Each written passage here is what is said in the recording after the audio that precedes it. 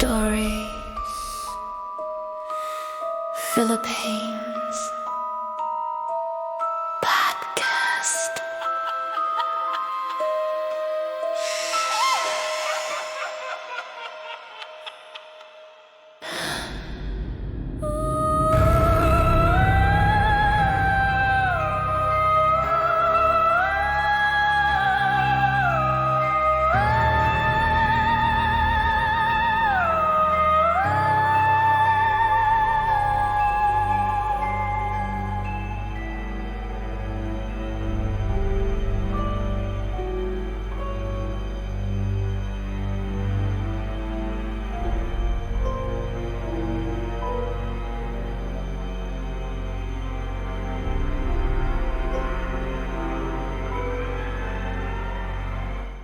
The bus was a living thing of chrome and vibrating steel, a pressurized capsule of human hope and worry, roaring south toward Davao. It was nearing 7 o'clock on a Monday evening, February the 14th, 2005. Outside, the tropical night had clamped down, thick and humid, but inside, the air conditioning unit hummed a steady, cool counterpoint to the city's roar. This was no ordinary day. It was Valentine's Day. I am Paul, and you are listening to Stories Philippines Podcast. The story walks through shadows and touches upon deeply disturbing aspects of human cruelty and consequence. Listener vigilance is absolutely required. 20-year-old Jerome was slumped in a window seat, trying to look cool and indifferent as he texted his girlfriend Eliza. She was waiting for him. He had a cheap bouquet of plastic-wrapped roses tucked into his backpack, already a little crushed, and a deep, anxious flutter in his stomach. He was thinking about the movie they would see, about the way her hand felt in his, about how he hoped the night would end. He certainly wasn't thinking about the man who boarded earlier in the journey, near North Cotabato, carrying a faded blue gym bag. On the other side of the island, hundreds of miles away in Makati City, Anya, a young professional, was finishing an overtime shift. She was tired, frustrated, and a little resentful of the couples in the lobby holding hands. She was waiting for her best friend Leo to pick her up. They were going to grab dinner and commiserate over being single on the most relentlessly romantic day of the year. Anya stepped onto the sidewalk of Ayala Avenue, the air thick with exhaust and the faint, sweet smell of the flowers being sold on every corner. The thought of getting on the elevated train, the LRT, to go home was a low, dull ache, but she had to get there. And up in General Santos City, a coastal hub known for its tuna and its bustling markets, Rina was rushing through the public market. The marketplace was a labyrinth of shadows and light, the sounds of haggling vendors blending with the rhythmic thump of music from nearby stalls. Rina had promised her younger brother a specific brand of chocolate. She felt the heavy press of the crowd, the damp stickiness of the air, and she hurried. She just wanted to get home. She never liked the feeling of being in a massive crowd. There was always a quiet, subtle tension, a feeling that too many lives were too close together. 3 places. 3 separate lives. A bus hurtling down the highway, a commuter train slicing through a dense city, a crowded public market under the sodium glare of streetlights. 3 ordinary scenes of Filipino life on a holiday dedicated to love. But this particular Valentine's Day, 2005, would become an indelible mark of terror on the national memory. An event that ripped the fragile fabric of peace and left a wound that felt like a betrayal. The day of the Broken Heart Bomb. It is a difficult thing to study folklore and myth when the horror is not supernatural, when the terror is not a ghost from the past, but a conscious, deliberate choice made by a living hand in the recent past. The monsters of our legends often stalk the shadows of the unknown, but the monsters of human cruelty stalk the crowded, familiar, sunlit places of our everyday lives. The folklore of the Philippines is rich with tales of the malevolent spirits that prey on the vulnerable, the aswang that feed on the unwary, the curses that cling like dust to a family line. These are stories we tell to explain the sickness, the unexplained death, the misfortune that strikes without warning. They are our way of putting a name to the chaos. But how do you put a name to an act of terror that is simply designed to inflict the maximum amount of pain on the maximum number of innocent people? What dark spirit of the human heart possesses a person to turn a bouquet of roses and a box of chocolates into a funeral procession? The Valentine's Day bombings were not a single act. They were a coordinated string of attacks. 3 separate explosions across 3 major cities on the island of Mindanao and the island of Luzon.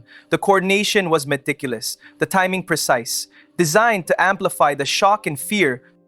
The first explosion ripped through the LRT train coach in Makati City. It was 8 minutes past 7 o'clock in the evening. Anya had just stepped onto the platform running late. The sound was not a bang. People who heard it described it as a deep, suffocating thump, followed by the distinct shattering tinkle of glass and the collective, immediate shriek of hundreds of throats. The blast occurred in one of the rear cars, a device planted near the door.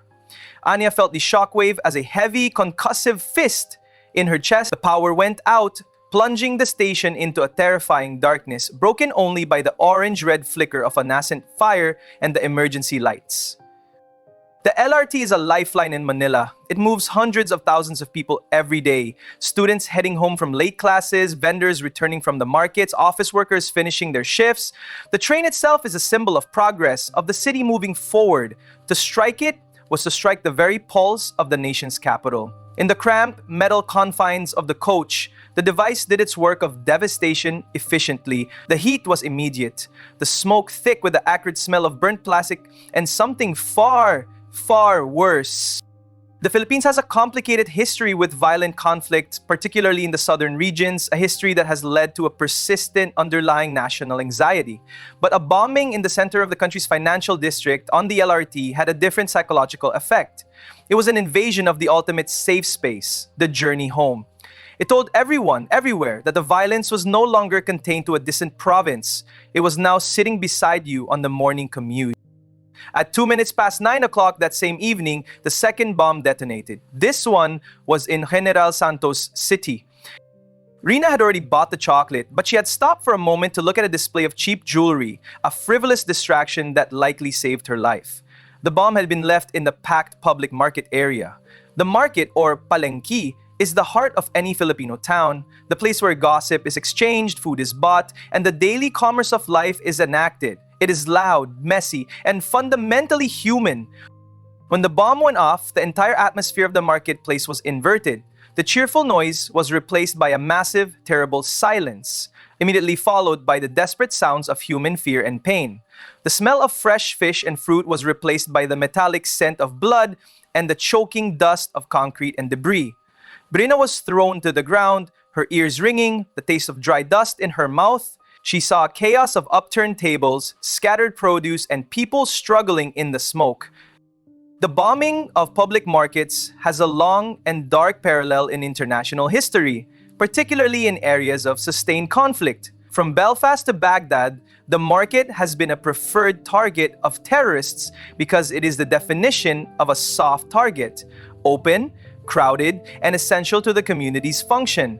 It is a way to punish the community simply for existing, for daring to live normally. The goal is not just to kill, but to poison the common spaces, to make every future trip to buy groceries a terrifying calculation of risk. The folklore parallel here isn't a single creature, but the deep, abiding cultural fear of sumpa, the curse. Not a curse placed by a witch, but a curse placed by human malice on the places we should feel safest. It is a curse that turns the everyday act of living into a gamble with fate. The trauma of the market bombing wasn't just physical, it was the psychological sumpa on the simple act of buying food for your family. Then came the third and most devastating explosion. It was 10 minutes past 9 o'clock. Jerome's bus was still moving south, having passed through Mindanao's vast green countryside. He had finally put his phone away, thinking he would get a little sleep before he arrived. The man with the faded blue gym bag had already slipped off the bus at an earlier stop, unnoticed and unremarkable. The bomb was placed near the center of the coach. The detonation was total.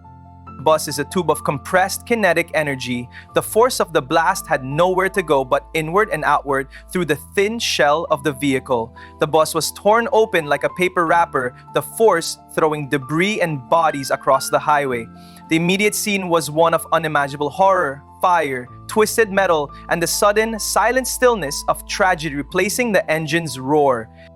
This was the deadliest of the 3 coordinated attacks. The sheer number of fatalities and injuries was overwhelming for the local medical services. The image of the wrecked bus, burned and broken on the side of a lonely highway, became the central, horrifying visual of the entire night. It became a symbol of a love letter delivered and then instantly destroyed. The investigation that followed was a desperate scramble to connect the dots between three wildly disparate locations. The trail eventually led to a notorious extremist group operating in the southern Philippines. They claim responsibility, stating the attacks were aimed at Christian targets, but the victims were simply Filipinos, Muslim, Christian, and indigenous, caught in the wrong place at the wrong time. This was not a clash of ideologies. It was an act of pure, distilled hatred aimed at civilian life. The political and religious analysis of the attacks often focuses on the deep-seated historical conflicts rooted in centuries of colonization, broken promises, and the struggle for self-determination in Mindanao.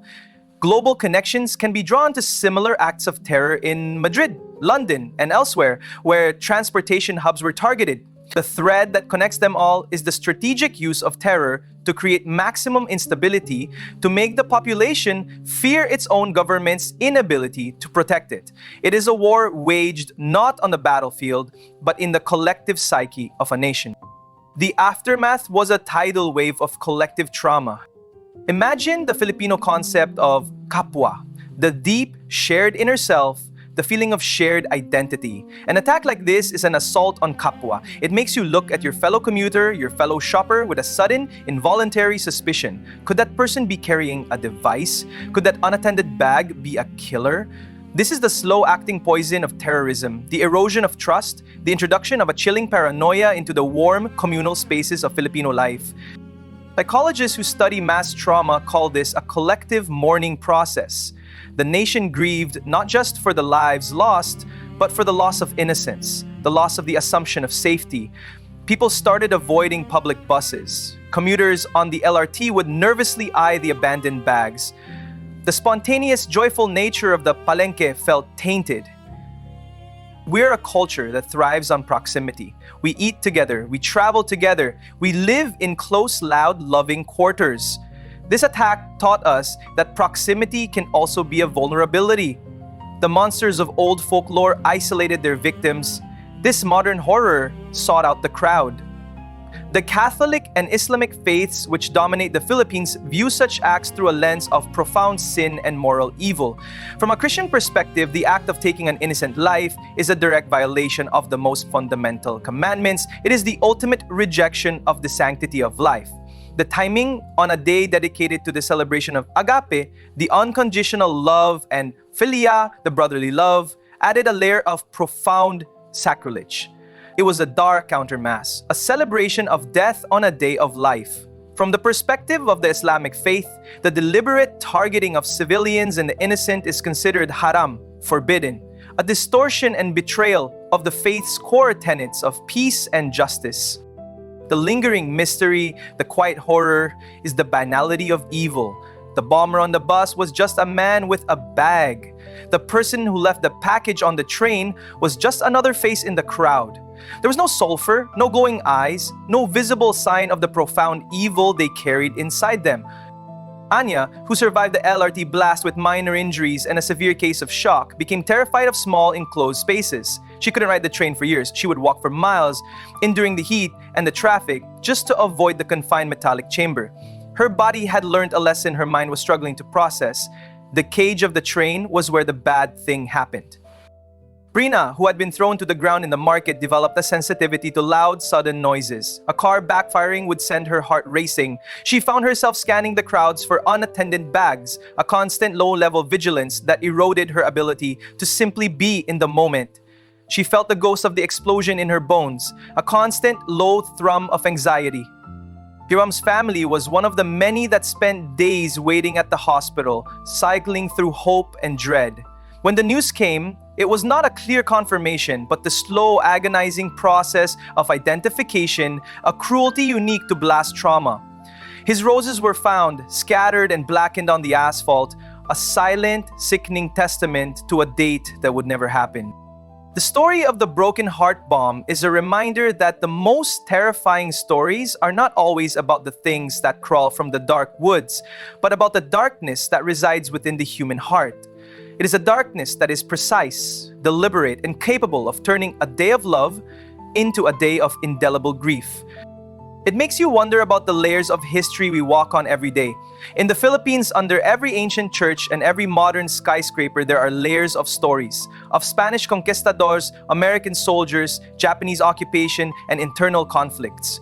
We tell stories of the supernatural to give meaning to the natural disasters of the human condition.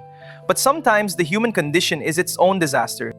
If you have a memory, a story, a deep cut of history you think we should explore, we want to hear it. Submit your stories to our email, storiesphpodcast@gmail.com.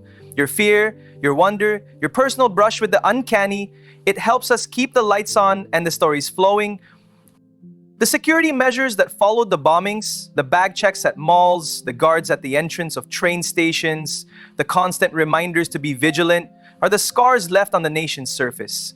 They are physical manifestations of the national trauma, a silent admission that the threat is now permanent, woven into the fabric of public life. This is the terror of the random act. It bypasses our defenses, it ignores our preparation, it strikes where we are weakest, where we are most focused on the gentle business of living. It makes a beautiful, fragile world feel suddenly, utterly hostile. You can find show notes and support options in the description and access exclusive content on Patreon for a deeper dive into the research that goes into these often difficult episodes. Follow us on social media for daily folklore facts that sometimes serve as a welcome break from the harsh reality of historical events like this. The Broken Heart Bomb did not just kill and injure, it achieved a dark form of psychological alchemy. It transformed the innocent act of being in a public place into a potential act of self-sacrifice. It asked every Filipino to carry a little piece of fear, a heavy, silent package, in their hearts every time they stepped onto a bus or a train. When a ghost haunts a house, we know where to find the danger. But when the danger is planted by a hidden hand, in a bag that looks like any other, the whole world becomes the haunted house. And the spirit that haunts it is the spirit of unpredictable human malice. Is the deepest, most unsettling horror not the creature we cannot see, but the evil we fail to see until it is too late, the one that looks exactly like us? The only thing necessary for the triumph of evil is for good men to do nothing. Thank you for listening to this difficult episode. We return next week to a more traditional form of the uncanny, to the shadows and the spirits. But never forget that the real world monsters are often the most difficult to defeat. Do not forget to like, subscribe, follow, and share this podcast. Support the podcast financially in ways you can find in the show notes.